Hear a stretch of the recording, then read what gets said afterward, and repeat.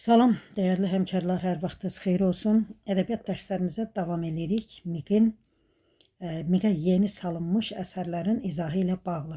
Bugünkü mövzumuz Mahirə Nağı qızının Ana dilim şeiri olacaq. Biz artıq yeni salınan əsərlərdən ikisinin izahını vermişik. Bu üçüncüdür. İnşallah digər əsərlərin də izahı olacaq. Baxaq Mahirə Nağı qızının Ana dilim şeirinə. Demək, hər hansı bir əsəri oxuyanda, təhlil edəndə ilk növbədə diqqət eləməliyik, bu əsər necə yazılıb. Yəni, belə desək, ədəbiyyat nəzəriyyəsindən keçdiyimiz mövzuları ardıcıllıqla hamısını tətbiq etməliyik. Baxaq görək, bax, indi belə deyək, qarşımızda bir əsər var. Bu əsər, baxırıq, ilk öncə yazılışına baxırıq. Yəni, nəzəriyyədə bizim keçdiyimiz birinci mövzu nə olub? Nəzm və nəsr. Bu əsərdə baxırıq, yazılışından görürük ki, bu əsər yazılıb nəzmlə. Demək, nəzmlə yazılan əsərdir. Nəzmlə. Niyə belələdir bu? Nəzmlə yazılmış əsərdir. Demək, nəzmlə yazılmış əsər olduğunu müəyyən etdik və indi nəzmin xüsusiyyətləri, əlamətləri var. Yəqin ki, onlar hər birinizin yadındadır. Yəni, nəzmin əsas əlaməti, xüsusiyyəti nələr idi? Nəzmin ahəngdarlığı olmalıdır, nəzmdə qafiyə olmalıdır, bölgüsü olmalıdır, sonra ölçüsü olmalıdır. Nəzmlədir. Qafiyələri elə bəndlərin üzərində deyəcəyik. İndi bu şeirin ölçüsünə baxaq. Şeirin ölçüsü də nədir? Bilirik ki, şeirin ölçüsü deyəndə biz onun vəznini nəzərdə tuturuq. Yəni, ölçü vəzn demək. Bu şeir hansı vəzində yazılıb? Birinci, ona baxaq. Oxuyanda bu dünyanın yaşı qədər tarixim var, sonu qədər, başı qədər tarixim var. Şeir elə bil özü özündən heca vəzində yazıldığını bizə pıçıldayır. Sanki deyir ki, heca vəzində yazılmışam. Demək, vəzni oldu heca. Heca vəzində olduğunu bildik və indi şeirin hecalarının sayını, başqa xüsusiyyətlərini müəyyənləşdirməliyik, amma bundan əvvəl şeirin vahidini müəyyənləşdirək. Şeir vahidi. Şeirin vahidi nədir burada? Baxırıq, şeir vahidi biz keçmişik ki, misra var, beyt var, bir də bənd var. Misra bir sətirdir, beyt 2 misradır, bənd də 3 və daha artıq misralardan təşkil olunan hissədir, şeirin bir hissədir. Burada da baxırıq ki, hər birində 5 misra var. Deməli, bunun vahidi bənddir. Bənd yazıldığını bildik və indi bəndlə yazılan şeirlərdə bəndin sayına görə şeir şəkli var. Bəs bu şeirin şəkli nədir? Şeir şəkli. Şeir şəkli də nədir? Bənddə olan misraların sayı ilə ölçülür, 5'lik. Deməli, bu şeirin şəkli 5'likdir. Vahidi bənd şəkli 5'lik şeir şəklində yazılıb.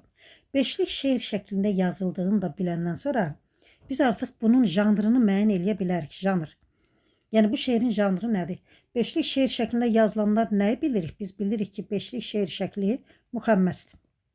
Müxəmməs var, bir də təxmis var. Baxaq görək, bu müxəmməsdirmi? Təxmis də elə müxəmməs kimidir. Müxəmməsin amma bilirik ki, qafiyə sistemi var. Özünün janr xüsusiyyətləri var. Birinci bənd A olmalıdır.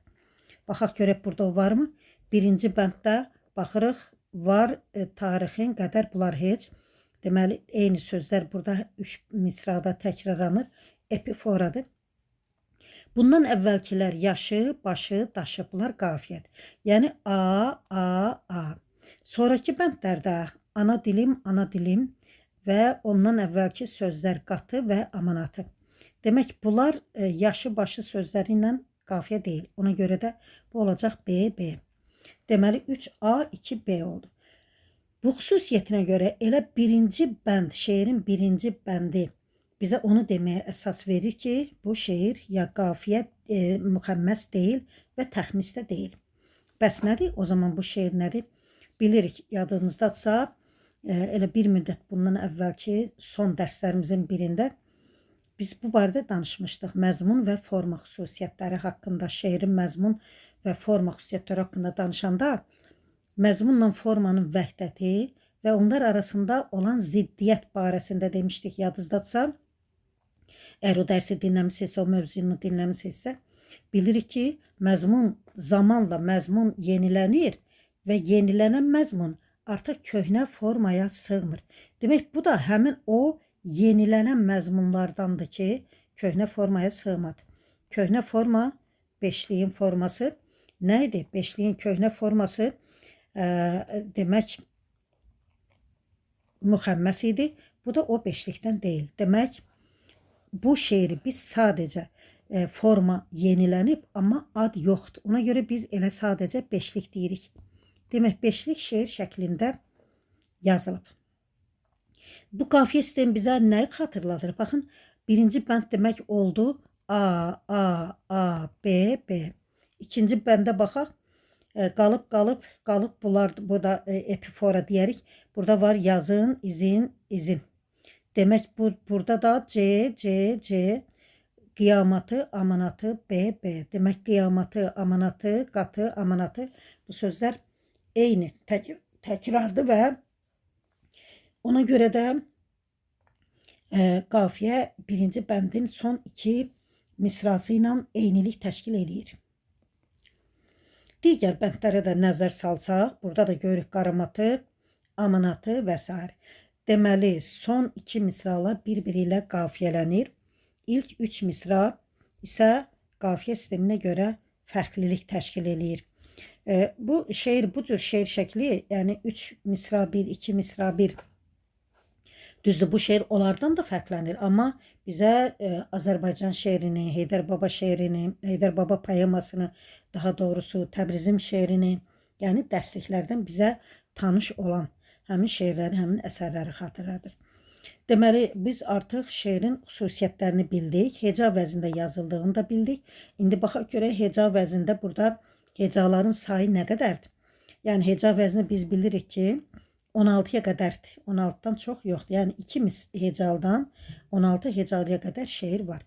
Baxaq, burada bax, bu dünyanın yaşı qədər tarixim var. 12 oldu. Demək, 12 hecalı şeirdir. 12 hecalı şeirin bölgüsünə baxaq. Görək, bölgü necədir? Birinci bəndinə baxaq. Bu dünyanın yaşı qədər tarixim var. Demək, oldu nə? 4, 4, 4 şəklində. Sonu qədər, başı qədər tarixim var. Dağı qədər, daşı qədər tarixim var. Ha baş vursam, bitməz qatı, ana dilim.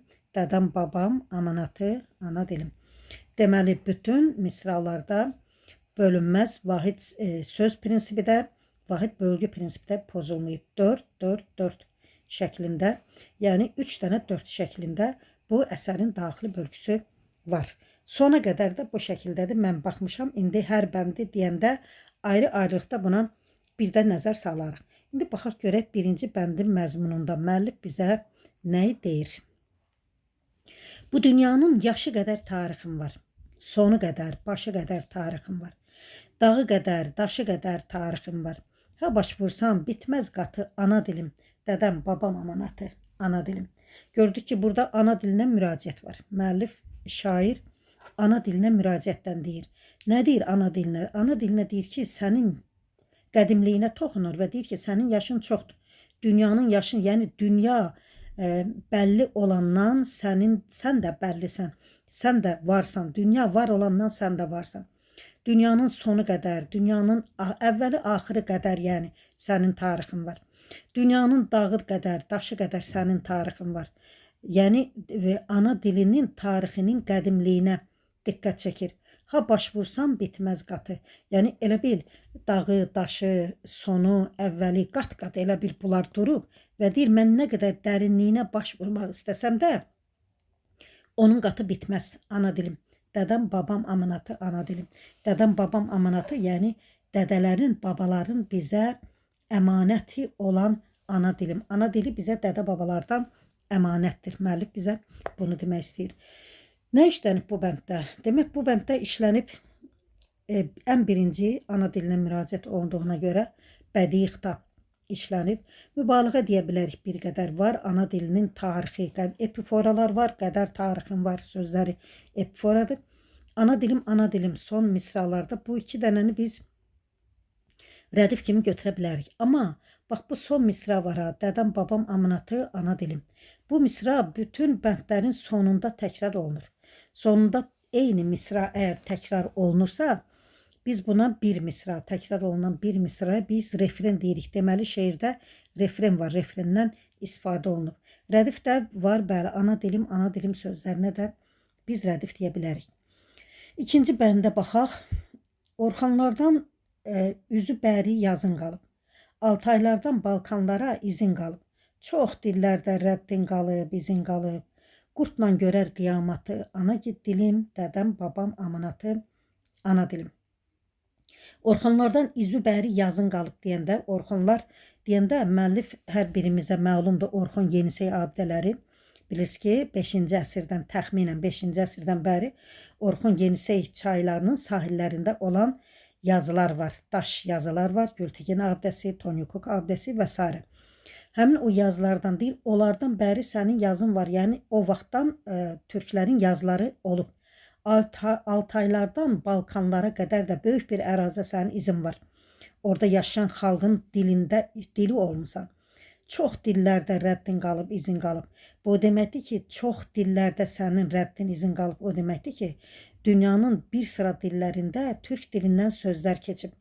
Orada sənin sözlərin bugün də işlənir və izin var. O dillərdə də sənin izin var. Qurtla görər qiyamatı, ana dilim. Qurtla qiyamata qalmaq bilirsiniz, bizdə işlənən bir ifadədir.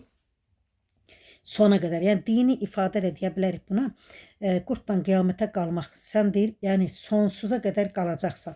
Sona qədər qurtla qiyamətə qalmaq son insan deməkdir. Yəni son insan da sənin dilində danışacaq deyir.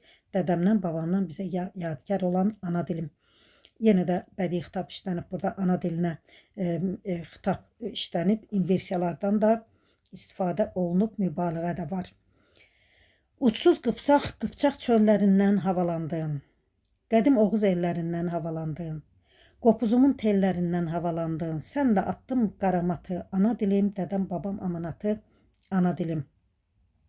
Qıpçaq çölləri, uçsuz qıpçaq çölləri ərazi yer adıdır, həm də qıpçaqlar da bilirik ki, türklərdir, qıpçaq türklər də var. Türk dillərinin qıpçaq qrupu da var ayrılıqda, yəni qıpçaq dili də türk dillərindən biridir. Səndir o ucu bucağı görünməyən qıpçaq çöllərindən havalandın, başburdan çıxdın. Qədim Oğuz ellərindən havalandın. Oğuz ellərdə bilirik, biz də Oğuz türkləriyik, yəni o yenə də türklər işarə eləyir. Qopuzumun tellərindən havalandın. Qopuz saz, bugünkü sazın ulu babası deyək, Dədə Qorqud dastanımızda qopuzun sazın elə bir ulu babası deyək, qopuzun adı çəkilir, qopuz adı qopuz olub o dövrlərdə. Qopuzun tellərindən, yəni qopuzun teli simlərindən havalandın, yəni musiqin oradan bizə doğru gəldi və sənlə attım qaramatı, ana dilim, ey ana dilim, mən səninlə qaramat, dərd, qəm, qüssə demək, mən sənlə ana dili ilə dərdi, qəmi, qüssəni özümdən attım, dədəmin, babamın bizə əmanəti olan ana dilim. Burada da yenə bədii xitab işlənib, mübaliğə işlənib və inversiyadan istifadə olunub. Ardına baxaq.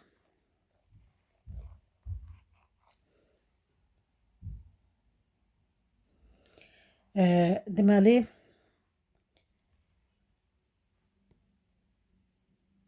yurt yarattın, xalqıma ev eşi oldun. Laylalarla ruhumuza beşi oldun. Dünyamızın sərhədinə keşi oldun. Millət etdin, ta el elatı, ana dilim, dədəm, babam, amanatı, ana dilim. Dilə yenə müraciətlə deyir ki, sən bizim yurdumuzu sən yarattın. Xalqımızın ev eşiyi sən oldun. Yəni dilimizə görə biz özümüzə bir yurt yarada bildik. Türk tayfaları, Türk milləti ola bildik. Xalqın ev eşiyi ola bildik. Laylalarla ruhumuza beşi oldun. Ana dilində oxunan laylalarla bizim ruhumuz deyir. Sənin dilində oxunan laylalarla bizdə beşi oldun. Biz səndə rahat olduq. Dünyamızın sərhədinə keşi oldun. Millət etdin, el elatı. Yəni qəbilə halında yaşayan ilk qədim dövrlərdən türk elləri, elatları ayrı-ayrı yerlərdə yaşayan türklər sənin sayəndə millət oldular. Türk millətinə çevrildilər. Yəni türk tayfaları ayrı-ayrı yaşayan Türk tayfaları ana dilinin, Türk dilinin sayəsində millət səviyyəsinə qalxdı, millət oldu. Və dədəmin, babamın amanatı olan ana dilim. Burada da ana dilinə müraciət var. Burada da inversiya var. Burada başqa nə var?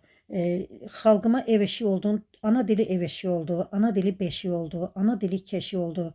Demək bunlar təşbeh olurlar, təşbehdən istifadə olunub və ana dili milləti, eli elatı millət elədi. Metafor işlənib burada. Buradakı qafiyələrə baxsaq, ev eşik, beşik, keşik sözləridir. Elat, amanat, elatı, amanatı burada ayrılıqda ayrı qafiyədir və bölgü də digər bəndlərdə bayaq demişdim, bir də təkrar edeyim, hamısında bölgü eynidir. Yurt yaratdım, xalqıma ev, eşi oldum. Laylalarla ruhumuza beşi oldun. Dünyamızın sərhədinə keşi oldun. Millət etdin el elatı, ana dilim, dədəm babam amanatı, ana dilim. Hər biri 4-4-4 şəklindədir.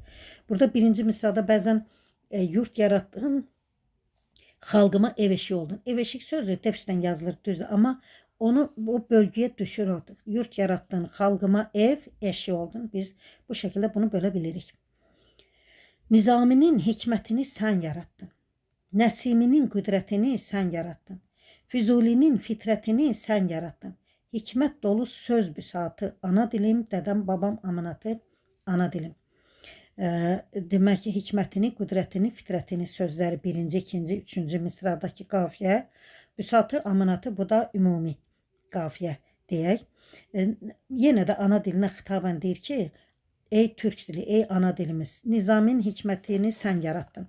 Nizamin hikmətini deyəndə bilir ki, Nizami dahi şairimiz, dünya səviyyəsində bizim çıxan şairimiz və hikmətli sözləri ilə, hikmətli fikirləri ilə, misraları ilə məşhur olan şairimiz. O hikmət deyir, bunu yaradan sən oldun.